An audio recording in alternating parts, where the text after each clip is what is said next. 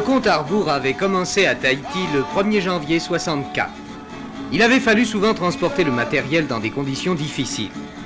Aujourd'hui, sur l'atoll d'Ao, la France possède une base avancée complète. Là où ne poussait voici 2 ans que quelques cocotiers, une piste de 3400 mètres peut accueillir les plus gros appareils. L'atoll de Mururoa constitue un des sites de tir atomique. On l'a doté de 3 immenses blocos d'observation, dont le plus grand, Denise, représente une masse de béton de 60 000 tonnes. Tous ces préparatifs destinés à permettre la première des expériences atomiques du Pacifique n'ont pas apparemment troublé la vie des Tahitiens. Papette reste toujours aussi fier de ses autobus de légende. Hormis le nombre des militaires qui a augmenté, le seul signe apparent de changement semble bien être une motorisation très poussée de la Vaïné.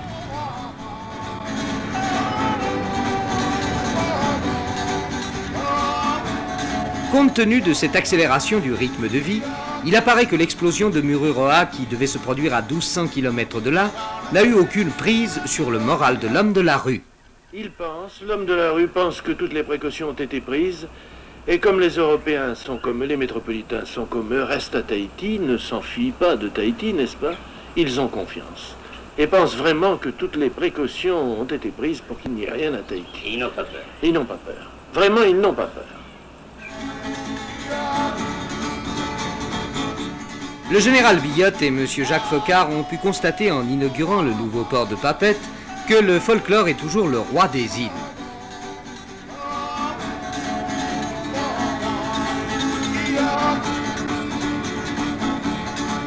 Quant à la reine de Tahiti, elle leur a souhaité la bienvenue selon les usages locaux.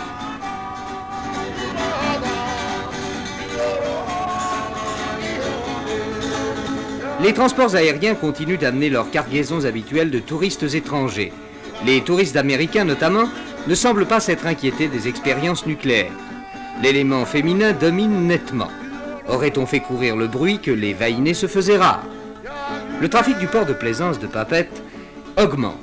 Les yachts battant pavillon américain, australien, anglais ou néo-zélandais se bousculent. L'encombrement de Saint-Tropez n'est pas atteint, mais on est sur la bonne voie.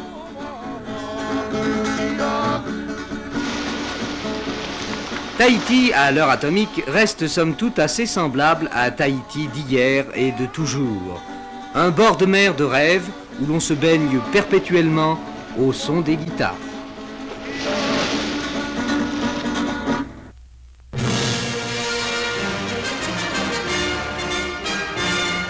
Après Moscou, Novosibirsk et Akademgorod, Leningrad a fait au général de Gaulle un chaleureux accueil.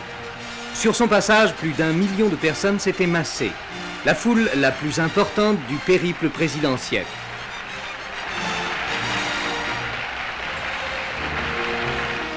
Au cimetière Piskarev, le président de la République est allé rendre hommage à la mémoire des 600 000 victimes des bombardements et des privations subies durant la dernière guerre, au cours d'un siège qui dura 900 jours.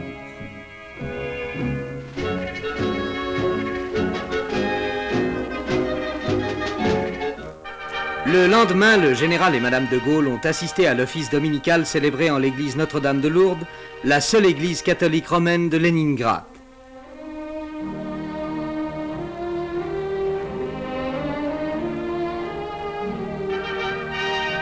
Puis ils se sont rendus à Petradvarets, l'ancien Peterhof, la résidence d'été des tsars. Pierre Ier, qui fit construire le palais et les jardins, rêvait d'en faire le Versailles russe.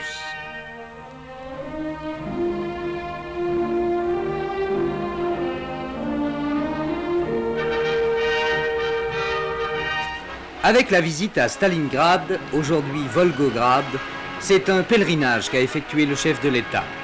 Pèlerinage sur les lieux d'une bataille qui marqua un tournant décisif de la Deuxième Guerre mondiale.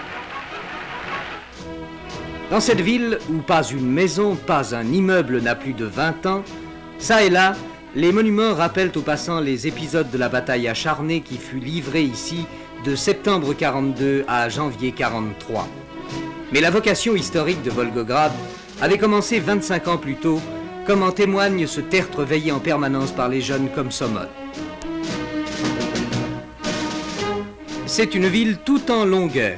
Elle s'étire sur 80 km le long de la rive occidentale de la Volga. C'est ici que se brisa l'offensive des armées nazies en direction de la Caspienne. Ce fut l'une des plus âpres, l'une des plus sanglantes batailles de l'histoire. Au prix de sacrifices énormes, l'assaillant était parvenu au cœur de la ville. L'artillerie tirait à vue, les adversaires étaient à quelques mètres les uns des autres. On se battait pendant des jours pour une rue, pour une maison, pour un étage. À l'usine de tracteurs, on se battait dans certains ateliers, mais à côté, à quelques mètres, d'autres ateliers continuaient de tourner. Après 200 jours de siège, l'ennemi à son tour est encerclé. La ville n'est plus qu'un monceau de ruines. Mais courageusement, la population va s'atteler à la tâche. Il faudra 2 ans pour déblayer. Dès l'été 44, on commence à rebâtir.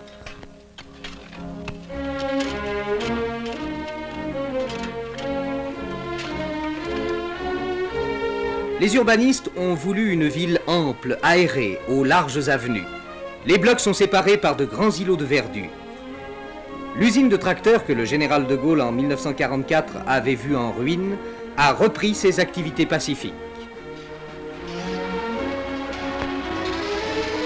Et ce sont les fils et les filles des défenseurs de Stalingrad qui s'affairent aujourd'hui autour des chaînes d'usinage et de montage. Les kolkhozes ont besoin de ce matériel qui sort à la cadence d'un tracteur toutes les 3 minutes.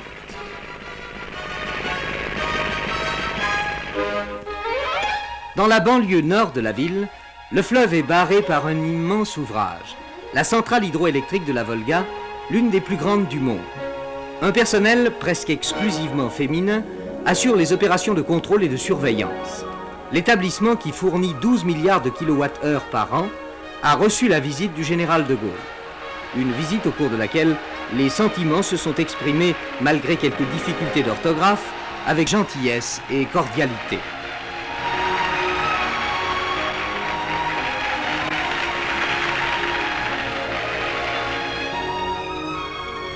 Le général de Gaulle a pu voir l'un des 4 ascenseurs qui, chaque demi-heure, permettent à quelques 3500 esturgeons de franchir sans peine les 30 mètres de dénivellation pour remonter ensuite le cours de la Volga vers les zones de frais.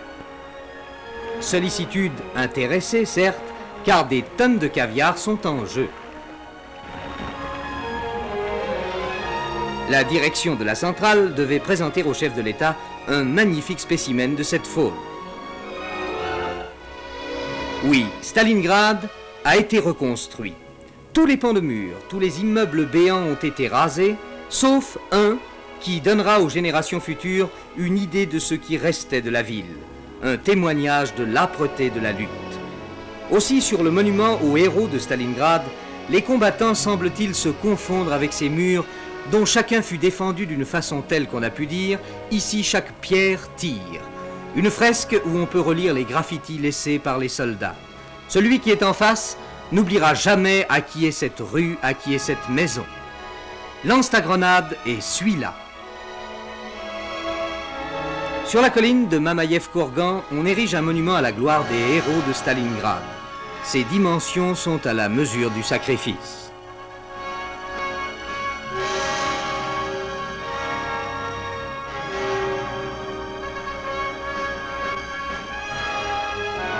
Ici, après la bataille, chaque mètre carré recélait jusqu'à 1200 éclats de bombes ou d'obus. Ici, pour défendre un mètre carré de terrain, 7 hommes, 7 combattants sont tombés. Et ce glaive qu'agite le vent de la steppe sera le symbole du magnifique sursaut d'un peuple.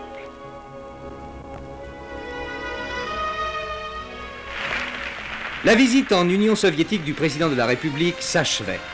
Une visite qui aura permis aux 2 nations de conclure plusieurs accords de coopération. Des contacts fréquents et directs entre le Kremlin et l'Élysée permettront aux 2 États de mieux concerter leurs efforts pour la paix et la sécurité et, comme l'a souhaité le général de Gaulle, peut-être un jour pour l'union de l'Europe d'un bout à l'autre.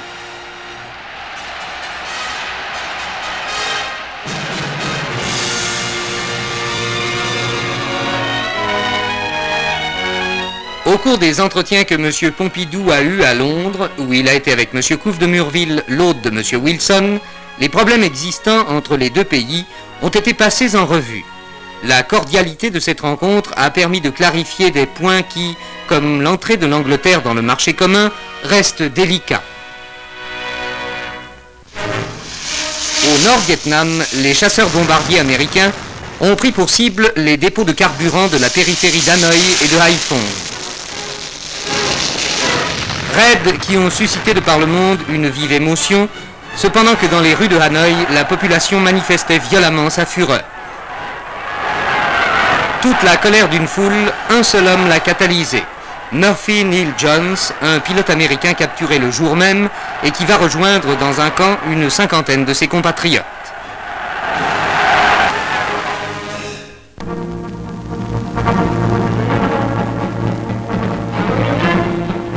C'est en 1960 que fut lancée l'opération destinée à sauver les temples d'Abu Simbel et les monuments de Nubie menacés par l'eau du Nil. Pour cette tâche, l'UNESCO avait obtenu le concours de 49 pays. L'Institut géographique national français avait reçu la mission numéro 1, assurer le relevé topographique de tous les sites archéologiques de la région. Fort d'une longue expérience, doté d'une escadrille d'appareils équipés pour la photographie, il était en mesure, en utilisant la méthode photogrammétrique, d'établir un relevé cartographique en un temps record. Au-dessus de la vallée du Nil, sur les 500 km qui séparent le barrage d'Assouan en Égypte de la cataracte de Dal au Soudan, des milliers de photographies aériennes ont été prises. Ce travail aboutit à l'établissement d'une carte de la Nubie au 10 millième. Une carte au millième de l'emplacement des temples d'Abu Simbel fut également dressée. L'Institut géographique accomplit une autre mission, la constitution systématique d'archives photographiques de tous les monuments menacés. Et, à partir des documents ainsi recueillis, le service photogrammétrique put établir les dessins des monuments en courbe de niveau. Grâce à des machines dont le curseur suit les courbes, ces dessins devaient permettre la fabrication, à l'échelle choisie, de moules en relief, donnant les moindres détails des chefs-d'œuvre à protéger.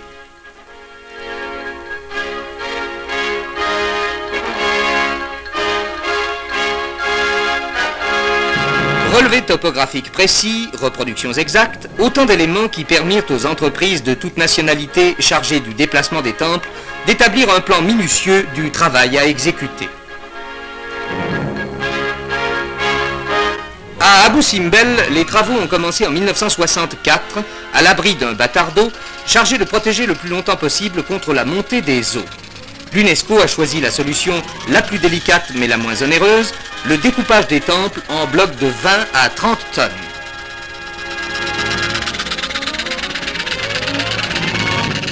Un à un, ces blocs soigneusement numérotés allaient être hissés sur la montagne à l'aide de puissantes grues. Il fallait en effet, conformément au projet suédois, transporter les temples en pièces détachées 64 mètres plus haut.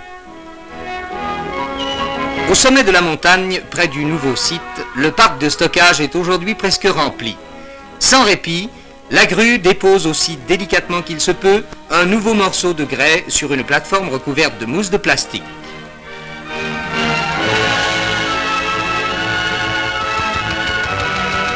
Et le convoi sur pneus s'achemine lentement du bord du rocher au parc de stockage. Pas un mouvement ne peut être accéléré. Et cependant, le temps presse. Tout doit être achevé avec la fin de l'été, car alors l'eau du Nil passera par-dessus le bâtard d'eau protecteur et le site de l'ancien temple sera totalement noyé.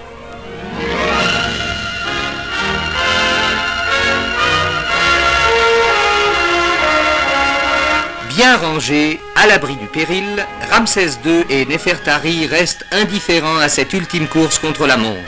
Une course que tous ceux qui travaillent à Abu Simbel entendent gagner.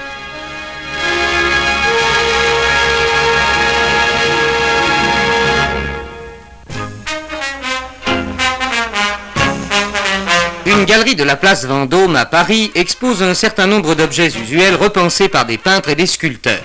Du ventail décoré de métal au bureau spécial pour direction collégiale, se dessine un essai de conception d'un style de notre temps, à la fois esthétique et fonctionnel.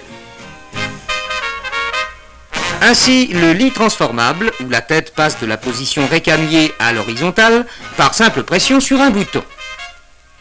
L'objet n'est jamais gratuit. Témoin ce panneau, qui est surtout un secrétaire aux nombreux tiroirs, dont quelques-uns secrets.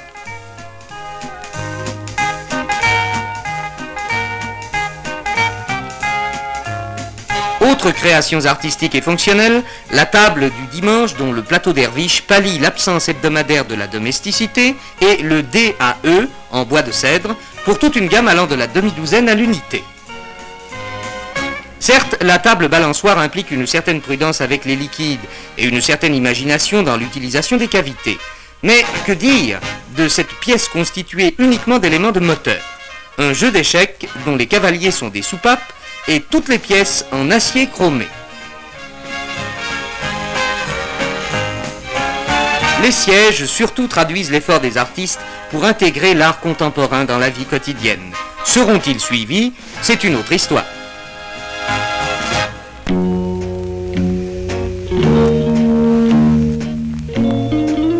Il fallait s'y attendre. Matériau roi de l'emballage et du conditionnement, la matière plastique, sous la haute direction du tacticien Paco Rabanne, a enlevé cette saison de nouveaux bastions. Jamais sans doute le polystyrène et le chlorure de vinyle ne s'étaient trouvés en aussi agréable compagnie. L'heure est au rafraîchissement général. Les classiques eux-mêmes lancent leur offensive. Ainsi les maillots de Jersey Modelaire, dont le principe stratégique numéro 1 de séduction est l'ouverture au centre. Mais le procédé par infiltration a aussi ses partisans.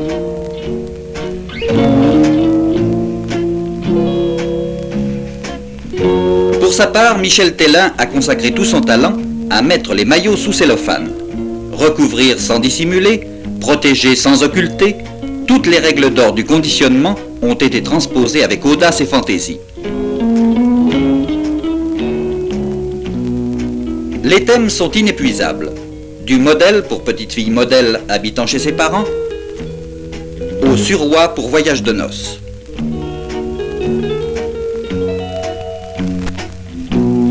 Mais pour éblouir les beatniks, il en faut davantage que ce mantelet à miroir, des miroirs pour lesquels on se ferait volontiers alouette.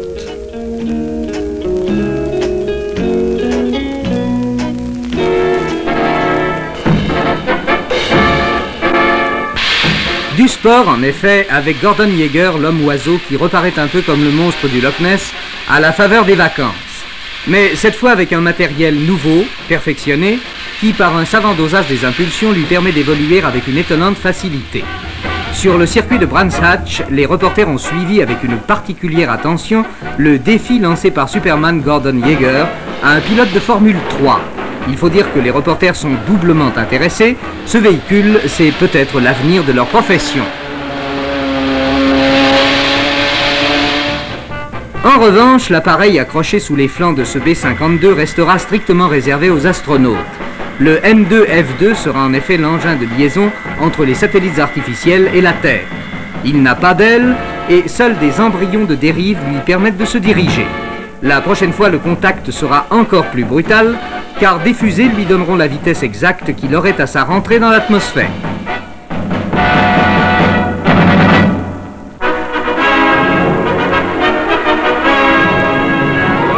C'est par un hommage aux soldats inconnus que le roi du Laos, Sa Majesté Savangvatthana, a commencé sa visite officielle de 3 jours à Paris. Une visite au cours de laquelle le général de Gaulle et le souverain de ce pays riverain du Vietnam ont condamné le conflit qui ensanglante le sud-est asiatique avant de passer les accords qui permettront d'élargir la coopération économique et culturelle entre les deux pays.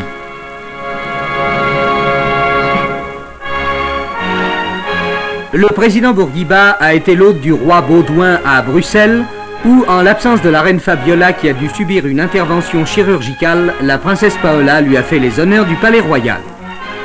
La Belgique était la seconde étape du voyage en Europe du président tunisien, un voyage au cours duquel devait être notamment évoquée l'association de la Tunisie au marché commun.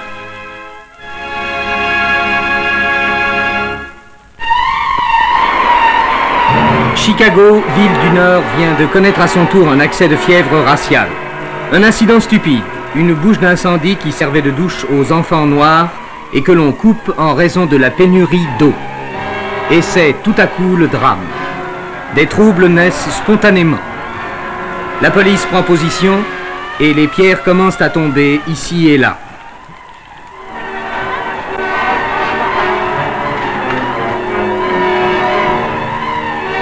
Trois nuits de suite, 900 policiers et 5000 noirs seront aux prises en de véritables combats de rue. Le bilan à Chicago est lourd, 2 morts, 50 blessés, 170 arrestations.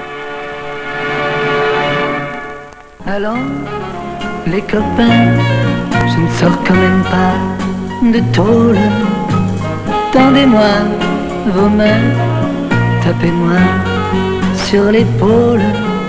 Vos regards sont si froids qu'ils me désarment et m'accablent, comme si de je ne sais quoi vous me rendiez coupable. On cherche son destin, quand on trouve on s'accroche. Moi j'ai suivi le mien, où m'a mené le coche. Et je vis en chantant, un peu sous tous les porches. C'est vrai, j'ai de l'argent, et cela votre reproche. Allons, les copains, je ne suis pas un autre. On m'habille chez machin, mais je suis toujours des vôtres.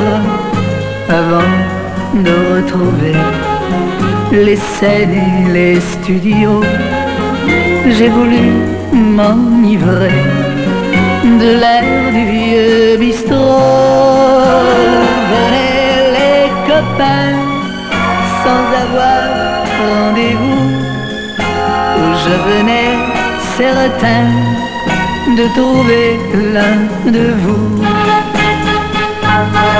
On paiera chacun son tour, comme toujours, comme toujours, comme toujours.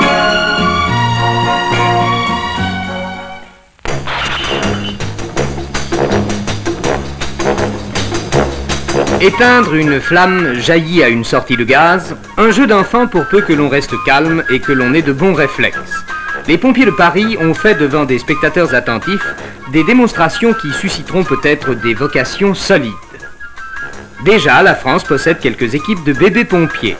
À l'âge où on joue généralement aux billes, les pompiers en herbe de la Ferté-sous-Jouarre apprennent leur métier avec une ardeur, une technique même, qui fait plaisir à voir.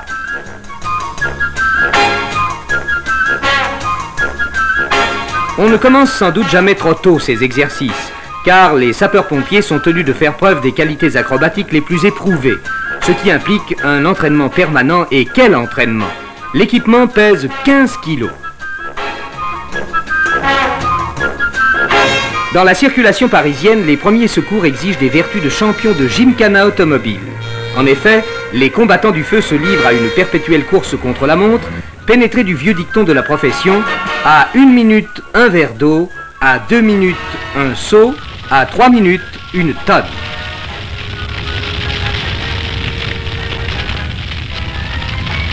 Pour lutter contre leur vieil ennemi, le feu de sous-sol, ils ont ajouté à leur panoplie le masque anti-fumée et l'appareil respiratoire individuel. Et plus récemment, en tenue anti-atomique et compteur Gégère en bandoulière, ils sont entrés de plein pied dans l'ère nucléaire, un incendie pouvant toujours éclater à proximité de sources radioactives.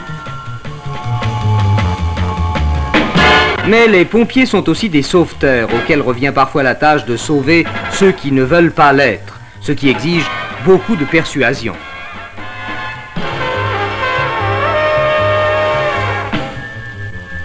Le sapeur-pompier se doit en pareille circonstance d'être un bon lutteur, doublé d'un parfait équilibriste, du moins jusqu'à ce qu'une piqûre ait rendu l'adversaire plus compréhensif et l'ait convaincu de se laisser redescendre par la grande échelle. La grande échelle elle-même finira peut-être par entrer au musée. Les pompiers de Paris se sont mis à l'heure de l'hélicoptère.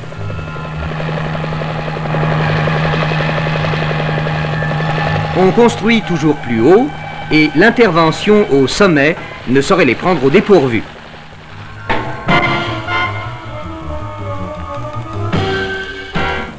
Les pompiers ont pour règle de tout faire en toutes circonstances pour sauver les personnes et les biens.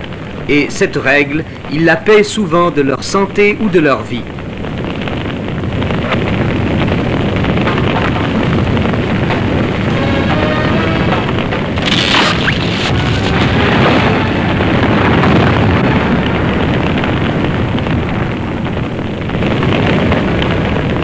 Quelle que soit la nouveauté ou la puissance des moyens qui peuvent être aujourd'hui mis en œuvre, quelle que soit l'efficacité des mousses et autres produits chimiques modernes, la lutte contre le feu exigera toujours de ces hommes le même courage et la même abnégation.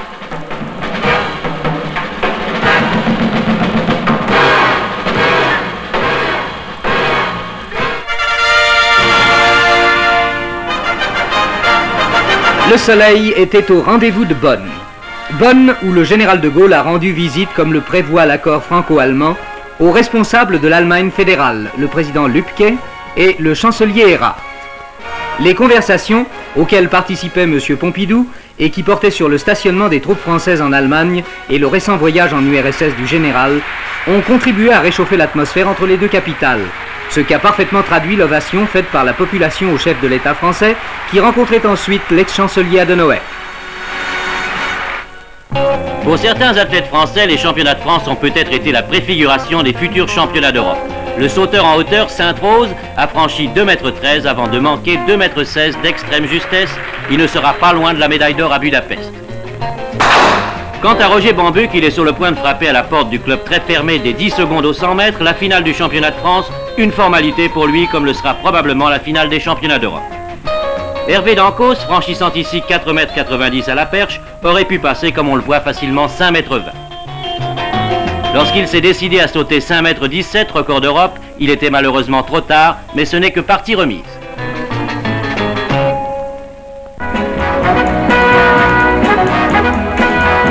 Je me croyais, moi pauvre sot, de taille à l'aimer comme il faut. Mais trop d'amour, c'est souvent un défaut. J'ai vu ses yeux se détourner, son cœur à jamais se glacer, et sans raison effacer le passé. Je l'aimerai toujours, je l'aimerai toujours, je l'aimerai toujours, dites-lui pour moi. Moi qui croyais être assez fort pour vaincre la vie et la mort. Pour Aznavour, la liberté n'est jamais de très longue durée. Où qu'il soit, il y a toujours une scène qui l'attend. Il ne s'en plaint pas, au contraire, et il a croqué à belles dents avec Eddie Barclay et quelques amis dans des disques en chocolat. Une manière comme une autre de reconnaître que la chanson nourrit son homme. Charles Aznavour, qui part pour 6 mois en Amérique, a failli crouler sous le poids des 12 disques d'or que lui ont valu ses principaux succès depuis 1961.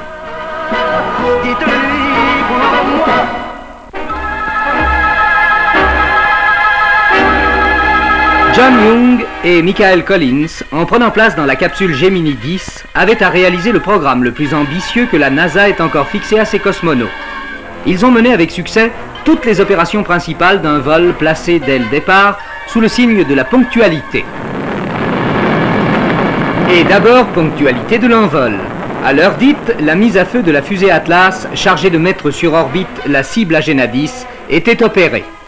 100 minutes plus tard exactement, la fusée Titan II emportait dans l'espace Young et Collins. Les deux hommes allaient comme prévu porter à sa perfection la technique du rendez-vous spatial, phase indispensable du futur voyage dans la Lune.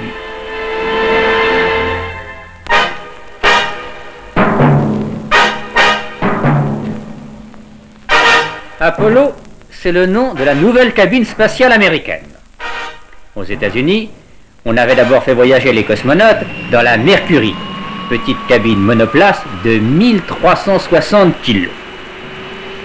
Puis, 2 hommes avaient occupé une cabine de 3 tonnes qui était munie de moteur, la Gemini.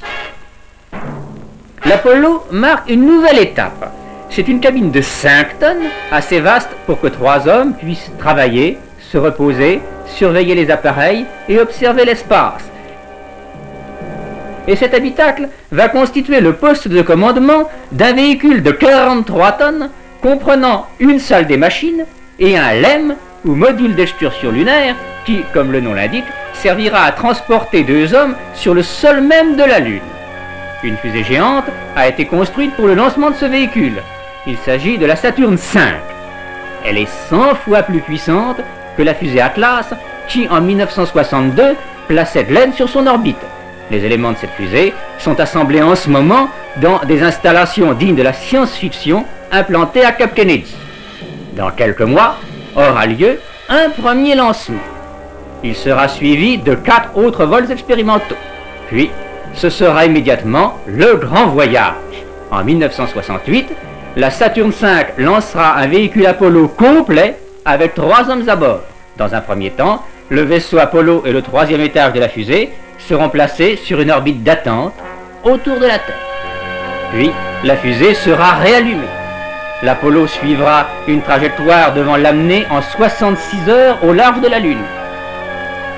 Le véhicule fera fonctionner ses rétrofusées. En brûlant 11 tonnes de combustible, il réduira sa vitesse pour se transformer en un satellite de la Lune. À ce moment, interviendra la seconde phase de l'expérience. 2 occupants de l'Apollo prendront place dans le LEM qui mettra en marche des moteurs pour s'éloigner et tomber sur la Lune en douceur. Un des cosmonautes sortira alors du LEM, muni d'un scaphandre, pour effectuer les premiers pas sur la Lune et prélever des échantillons de son sol. Cette promenade sera de très courte durée. Le LEM repartira alors, sa partie inférieure constituant une petite plateforme de lancement rudimentaire d'où il lui sera possible de s'élancer vers le ciel lunaire. Au prix d'un rendez-vous orbital, il rejoindra l'Apollo qui, pendant l'excursion, aura continué à tourner autour de la Lune. Une fois la jonction réalisée, le LEM devenu inutile sera abandonné. Les 3 cosmonautes se trouveront à nouveau réunis dans l'Apollo, puis le véhicule quittera son orbite lunaire pour revenir. Arrivé près de la Terre, la cabine se séparera du module de service, puis, protégée par un épais bouclier, elle freinera son mouvement par frottement contre les couches denses de l'atmosphère. Des parachutes s'ouvriront finalement et la cabine amérira quelque part dans l'Atlantique. 7 ans seulement se seront écoulés entre l'annonce de ce gigantesque projet en 1961 par le président Kennedy et sa réalisation. Des expériences préparant ce projet ont déjà eu lieu. Plusieurs rendez-vous ont été effectués. L'an dernier, la Gemini 6 s'est approchée à quelques décimètres de la Gemini 7. Cette année, la Gemini a réalisé une jonction matérielle avec une Agena. D'autre part, le 30 mai était lancé de Cap Kennedy un engin surveilleur. Comme le Luna 9 soviétique l'avait fait 2 mois auparavant, cette sonde a freiné son mouvement grâce à des rétrofusées et s'est posée sur la Lune.